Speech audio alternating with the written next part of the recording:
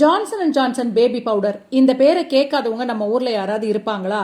குழந்தை பிறந்த உடனே முதல்ல வாங்குற பொருளே இதுவா தான் இருந்துச்சு. ஆனா இதே பவுடரை பல வருஷமா பயன்படுத்தின பெண்களுக்கு கேன்சர் வந்திருக்கு அப்படின்னு சொன்னா உங்களால நம்ப முடியுதா?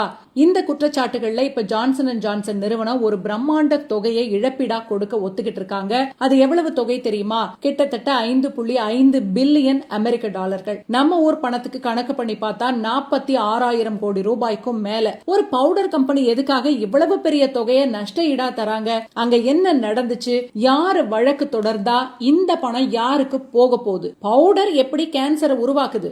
எல்லாத்தையும் இன்னைக்கு அக்கு வேற ஆணி வேற பார்க்கலாம். ஸ்கிப் பண்ணாம கேளுங்க. முதல்ல என்ன நடந்துச்சுன்னு பார்க்கலாம். இந்த பிரச்சனை நேத்து இன்னைக்கு ஆரம்பிச்சது இல்ல. போன 10 வருஷத்துக்கும் மேல கோர்ட்ல இந்த வழக்கு போய்கிட்டு இருக்கு. அமெரிக்காவில மட்டும் இந்த கம்பெனி மேல கிட்டத்தட்ட 76,000 வழக்குகள் போட்டிருக்காங்க. விஷயம் என்ன தெரியுமா? டால்கம் பவுடர் தயாரிக்க பயன்படுற முக்கியமான கனிமம் டால்க். இது பூமியில இருந்து வெட்டி எடுக்கப்படும் போது அதுக்கு பக்கத்திலேயே அஸ்பெஸ்டாஸ் அப்படிங்கிற இன்னொரு ஆபத்தான பொருளும் இருக்கும். இந்த அஸ்பெஸ்டாஸ் அப்படிங்கிறது உலக சுகாதார நிறுவனத்தால புற்றுநோயை உருவாக்குற காரணியா அறிவிக்கப்பட்ட ஒரு பொருள். டால்க் சுரங்கங்கள்ல இருந்து பவுடர் தயாரிக்கும் போது அதுல மிகச்சிறிய அளவுல இந்த அஸ்பெஸ்டாஸ் துகள்களும் கலந்துடுது. அதுதான் குற்றச்சாட்டு. இத கம்பெனி மறைச்சிட்டாங்கன்னு சொல்லி பாதிக்கப்பட்ட பெண்களும் அவங்களோட குடும்பத்தினரும் நீதிமன்றத்தை நாடினாங்க. உலக சுகாதார நிறுவனம் 2024 இந்த டால்கம் பவுடரை மனிதர்களுக்கு புற்றுநோய் ஏற்படுத்தக்கூடிய சாத்தியமுள்ள பொருள் அப்படிங்கிற பட்டியல்ல சேர்த்திருக்காங்க. யார் இவங்க மேல கேஸ் போட்டா இந்த 46,000 கோடி ரூபாய் யாருக்கு போக போகுது? இந்த வழக்குகளை தொடர்ந்தது பெரிய நிறுவனங்களோ அரசாங்கமோ கிடையாது. சாதாரண பெண்களும் கேன்சரால உயிரிழந்த பெண்களோட குடும்பங்களும் தான். குறிப்பா அமெரிக்காவை சேர்ந்த ஆயிரக்கணக்கான பெண்கள் தங்களோட பிறப்புறுப்பு பகுதியில பல வருடங்களா இந்த ஜான்சன்ஸ் பேபி பவுடரை தூய்மைக்காகவும் வியர்வை வராமல் இருக்கவும் பயன்படுத்தி வந்திருக்கிறாங்க. அவங்களுக்கு பிற்காலத்துல ஒவேரியன் கேன்சர் அப்படின்னு சொல்லப்படுற கருப்பை புற்றுநோய் பாதிப்பு ஏற்பட்டுச்சு. அமெரிக்கால இருக்கிற பல்வேறு நீதிமன்றங்கள்ல தனித்தனியாவும் கூட்டாவும் போடப்பட்ட 76,000க்கும் மேற்பட்ட வழக்குகளை தீர்க்கதான் இந்த 5.5 பில்லியன் டாலர் செட்டில்மெண்ட். இந்த பிரம்மாண்டமான தொகை பாதிக்கப்பட்ட அந்த 76,000 பெண்களுக்கும் புற்றுநோயால உயிரிழந்த பெண்களின் குடும்பங்களுக்கும் பிரிச்சு கொடுக்கப்படும். இந்த இழப்பீட்டு ஒப்பந்தம் முழுமையா அமலுக்கு வரணும்னா பாதிக்கப்பட்டவங்கள 95% பேர் இந்த ஒப்பந்தத்தை ஏத்துக்கணும் அப்படிங்கிற விதியும் இருக்கு. சரி, இப்ப ரொம்ப முக்கியமான சயின்டிபிக் பகுதிக்கு வருவோம். நம்ம உடம்புல போடுற பவுடர் எப்படி வயிற்றுக்குள்ள இருக்கிற கருப்பைய பாதிக்கும்? மருத்துவர்களும் ஆராய்ச்சியாளர்களும் நீதிமன்றத்துல சமர்ப்பிச்ச ஆதாரங்கள் படி இது எப்படி நடக்குதுன்னு விளக்கமா சொல்றேன். துகள்களோட பயணம். பெண்கள் தங்களோட பிறப்புறுப்பு பகுதியில டால்கம் பவுடரை பயன்படுத்தும் போது அதுல இருக்கிற மிக நுண்ணிய டால்க் மற்றும் அஸ்பெஸ்டாஸ் துகள்கள் உடலுக்கு உள்ள நுழையுது.